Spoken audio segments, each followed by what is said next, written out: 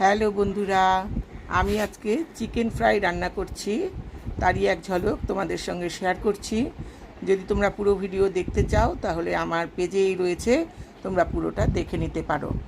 Hello বন্ধুরা, নমস্কার সবাই সবাই তোমরা কেমন আছো?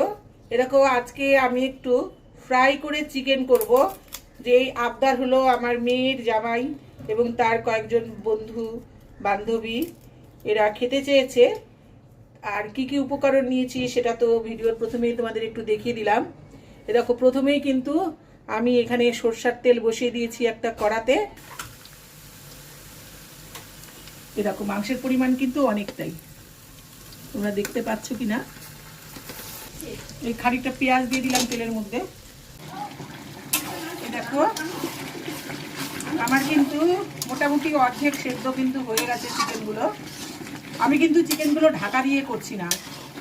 এবার কিন্তু আমার যে পেঁয়াজগুলো রয়েছে সেগুলো আমি দিয়ে দেবো, কারণ পেঁয়াজগুলো কিন্তু আমি একেবারে গলিয়ে ফেলবো না, একটু ভাজা ভাজা মাখা মাখা মতন পেঁয়াজ দিয়েই হবে।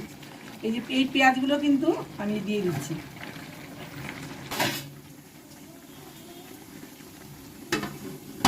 ঢেকে দিচ্ছি।